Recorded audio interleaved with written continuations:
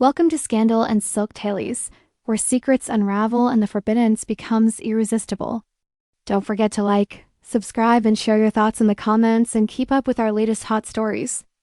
I never thought I would find myself at a crossroads like this, torn between loyalty and longing, between what I knew was right and what my heart was quietly craving. For 12 years, I had built a life with Daniel. He was a good mankind, responsible, a steady presence in an often chaotic world. We had built a home filled with warm routines and familiar silences. But somewhere along the way, the spark that had once lit up our world had dimmed, flickering under the weight of obligations, unspoken hurts, and years of growing side by side, but not always together. I convinced myself that this was normal. That love with time softened into something quieter. But quiet can sometimes become lonely. Then came him. Julian was a visiting consultant at the firm I worked at. He wasn't conventionally handsome, but there was something about him, his presence, his voice, the way he listened so intently that drew people in. Especially me, I noticed it first in the little moments. The way he held eye contact a few seconds longer than necessary. The warm, knowing smile he gave me during meetings.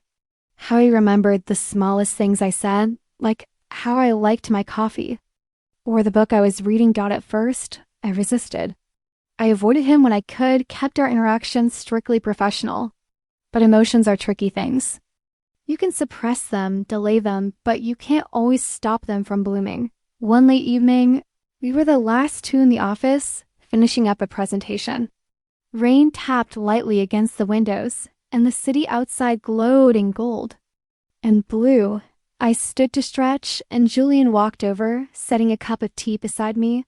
"You look tired," he said softly. "Long week," I replied, giving a small smile. He studied me for a moment.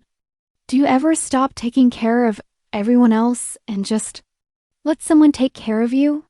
The question hit me harder than I expected.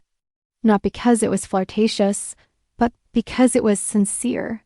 We sat there in silence for a while, the air charged with something unspoken. And then he reached out slowly, gently brushing a lock of hair behind my ear. I froze. The touch was innocent, but it sent shivers through me.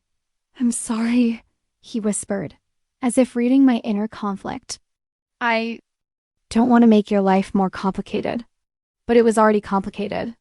Because for the first time in years, someone had seen me. Not the wife, not the manager, not the caretaker. Just me. I didn't go home right away that night. I drove to the lake instead, parked under the stars, and sat in silence. I didn't cross a line, but I knew how close I'd come. And I couldn't stop thinking about how alive I'd felt. In the days that followed, Julian kept his distance. He was respectful, professional, but distant. And that made me miss him even more. I found myself reflecting on what was missing in my marriage. Not because I was looking for reasons to leave, but because I finally understood what I needed. Passion, intimacy, vulnerability, and not just from someone new, but from the man I promised forever to. That weekend, I sat down with Daniel. It was the hardest conversation we'd ever had. "I feel like we've been drifting," I said, my voice trembling. "And I've let it happen. But I miss us. I miss feeling wanted, seen, connected." He looked stunned at first. Then his expression softened. "I've missed you too," he whispered. But I didn't know how to fix it. That night, we talked for hours. About everything. Our fears, our regrets, the way we'd lost touch with each other.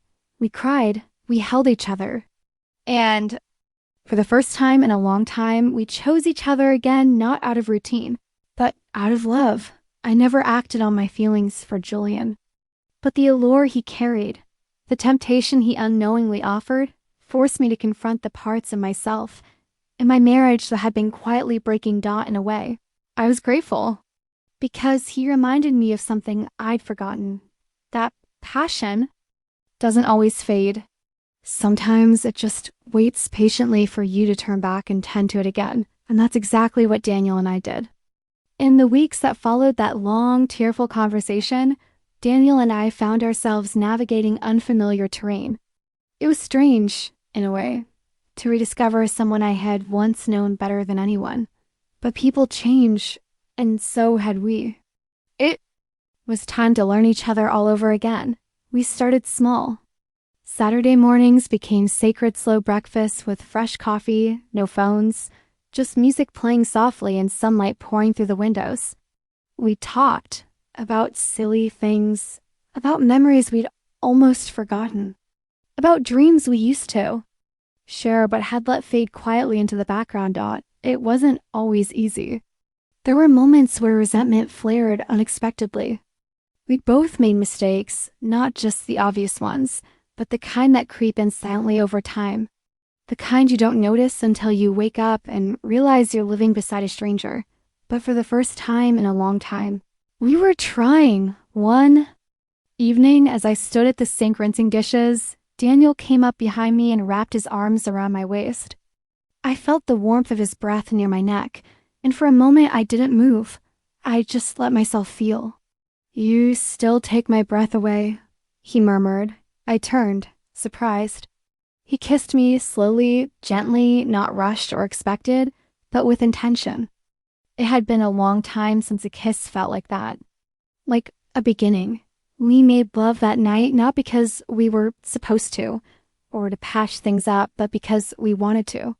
It wasn't rushed or overly rehearsed. It was tender, unhurried, filled with little touches and quiet whispers. The kind of intimacy that's built on familiarity and rediscovery all at once. Afterward, I rested my head on his chest, listening to the steady rhythm of his heartbeat. For the first time in what felt like years, I felt safe. Not just physically, but emotionally. Safe in a space where I could be vulnerable again. In quiet moments like those, I realized something important. It wasn't Julian I had been longing for, not really. It was what he represented. A reminder of what it felt like to be wanted, seen, and stirred awake from the sleepwalking comfort of routine. Daniel had always been capable of that too. We had just forgotten. Or maybe we had assumed that love would carry us without asking for care in return. But love, I learned, needs tending. Not grand gestures, but consistent, small choices.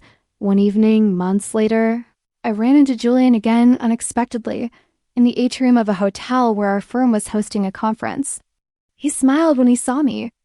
There was no flirtation in it, just a quiet recognition of something unspoken between us.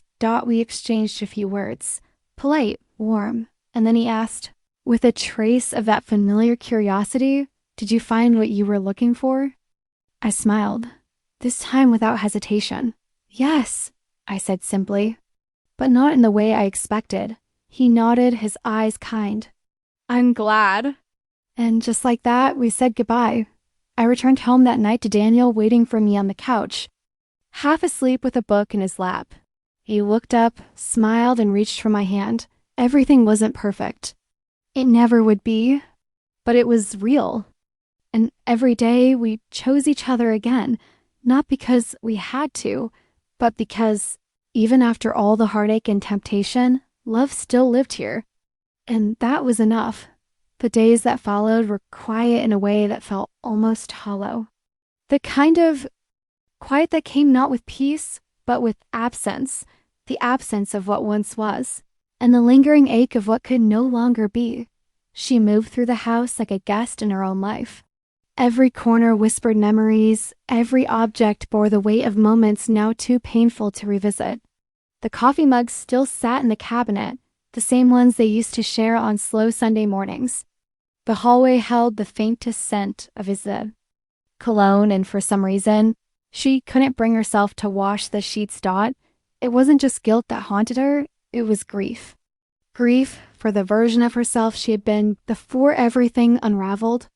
Grief for the trust that had been broken, and for the man who had once looked at her with a love so fierce, she thought it could withstand anything. He hadn't come back. Not yet. Anyway, there had been messages, short, hesitant. A few missed calls. She hadn't answered, unsure whether hearing his voice would ease the ache or twist the knife deeper. She couldn't blame him for needing space. She needed it too. Not just to sort through the pain she caused, but to understand how she had gotten there in the first place. What had she really been searching for? Validation? Excitement? Or just a reminder that she was still someone worth choosing? Those questions clung to her like fog, heavy and shapeless, clouding even her moments of clarity. And yet, somewhere beneath the shame and the sorrow, there was something else taking root. Honesty. Brutal, beautiful honesty. For the first time. In years, she was looking at her life not through the lens of what was expected of her, but what was true. She missed him, the way his hand found hers without looking, the way he could make her laugh even when she was pretending not to cry. She missed the little things too, the sound of his footsteps coming down the stairs, the way he kissed her temple absent-mindedly while reading. But she also knew this was a time for reflection, not clinging. She needed to face herself before. She could face him, so she started small. She journaled. She went on walks without her phone. She started therapy. It was painful at first, peeling back the layers of who she'd become, what she had hidden from even herself. But over time, she began to understand her mistake didn't define her. It revealed something buried, something that needed healing. And then, one evening as the sun dipped low behind the trees, casting everything in a soft, forgiving light, she heard a knock at the door. Her heart still she opened it, slowly it. Was him? He looked tired, older somehow, but his eyes, they still held that same storm of emotion. Not anger, not even blame. Just confusion. Hope, can I come in? He asked quietly. She nodded. They sat together on the couch, the silence between them finally warm instead of cold. I'm not here for answers, he said after a long moment. I'm here because I still see the woman I fell in love with, and I need to know if she's still in there. Tears welled in her eyes. She is, she whispered. She just lost sight of herself for a while. He reached out, hesitant at first, then steady. I think we both did, he said. Maybe we can find our way back, together. And for the first time in months, she let herself believe they could. Rebuilding trust wasn't like flipping a switch. It was more like learning to breathe again after being underwater for too long, slow, cautious, and sometimes painful. They didn't jump back into the rhythms of their old life. Instead, they started over almost like strangers rediscovering each other, this time without the illusions. The first step was space, not distance, but room to feel. They didn't rush into shared beds or declarations of forgiveness. Instead, they created new rituals. Weekly check-ins where nothing was off-limits.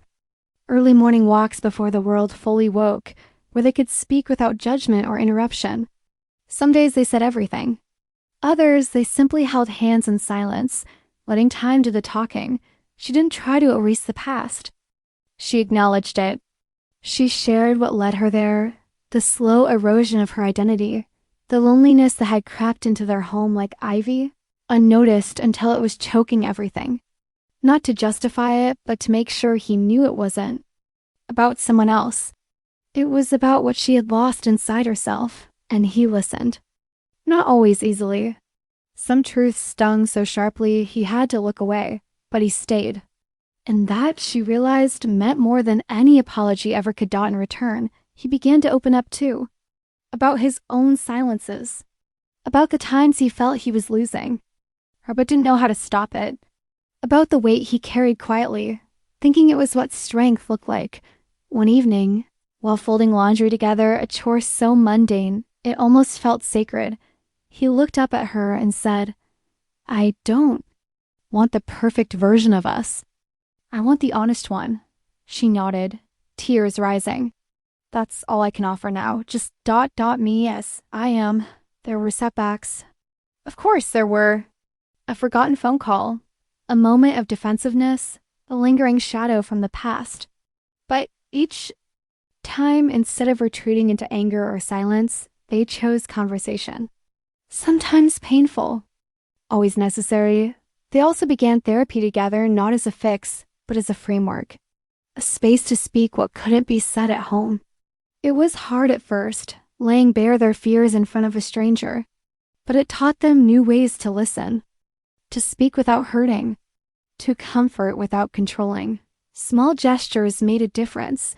She started leaving handwritten notes in his work bag, simple, honest thoughts like, "I'm grateful you're still here," or "I'm working on myself." Every day. He brought home her favorite tea without asking.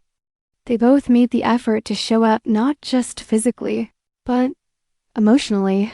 Fully. One evening, months into the process, he came home from work and found her in the kitchen, humming softly to herself.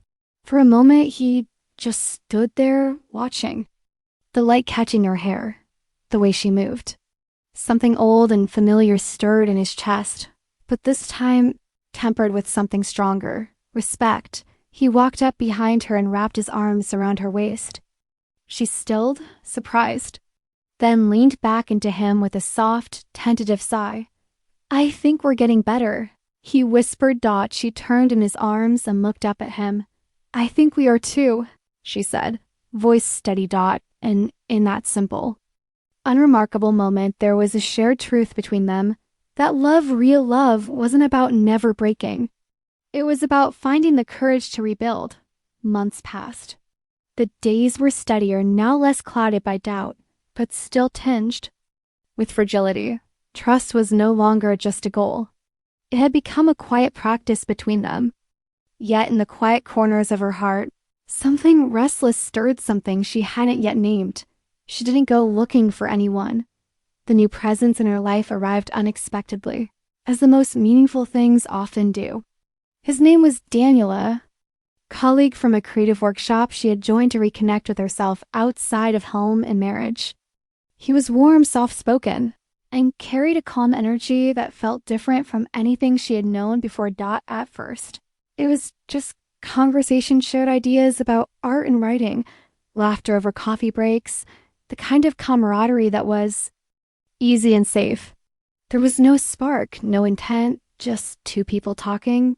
But slowly, Daniel became someone she confided in, not about her marriage or her past, but about herself, her hopes, her fears, the quiet ambitions she had buried under years of domestic comfort.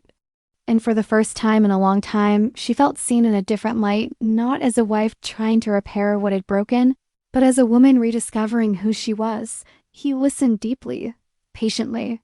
He never crossed boundaries, never flirted or pressed. In fact, he didn't even know she was married at first. When she eventually told him, his response was thoughtful, not reactive.